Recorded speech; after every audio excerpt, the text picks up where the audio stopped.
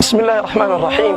الحمد لله وكفى، وصلاة وسلاما على النبي المصطفى وعلى آله وصحبه أجمعين. أما بعد، حبيبي الغالي، هذا المكان هو مكاني ومكانك.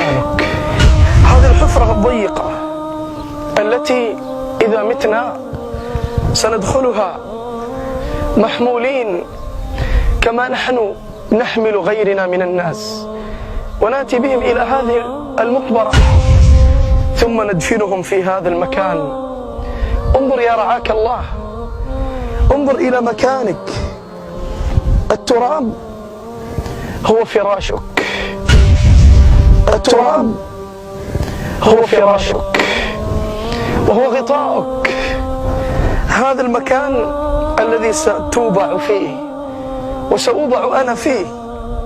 لكن يا ترى ما هو الحال؟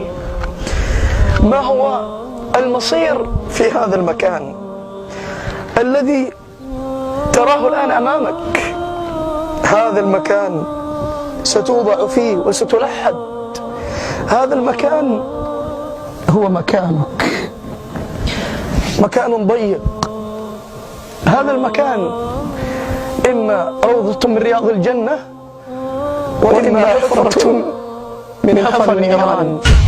أخي الغالي، ربما تعيش في بيتك في قصور وتلك الدور العظيمة الفاخرة، ومع ذلك تشعر بضيق وتشعر بهم وتشعر بأمور تجعل حياتك كلها نكد. ولكن في هذا المكان يا الله، ما هذا المكان؟ هذه الحفرة أنيسك عملك، إما الصالح وإما غير ذلك.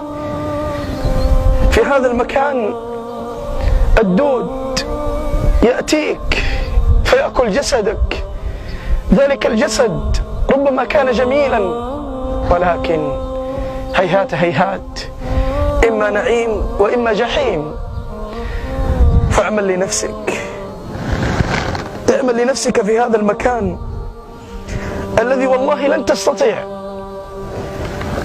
عليه إلا إذا كنت صاحب خوف من الله وعمل صالح قدمته لهذه الحفرة.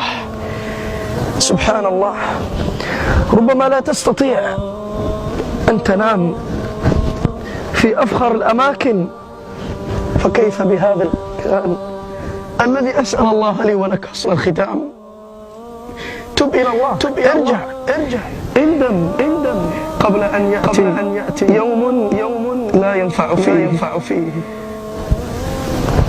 هل تستطيع أن تعيش في بيت ضيق؟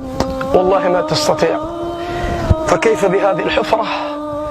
أنصح نفسي وإياك بالرجوع إلى الله، بالندم، بالتوبة والاستغفار. فقلت استغفروا ربكم إنه كان غفارا يرسل السماء عليكم مدرارا يا أيها الذين آمنوا توبوا إلى الله توبة نصوحا قل يا عبادي الذين أسرفوا على أنفسهم لا تقنطوا من رحمة الله. أسأل الله أن يغفر لي ولكم إنه ولي ذلك والقادر عليه. وصل اللهم وسلم على نبينا محمد والحمد لله رب العالمين.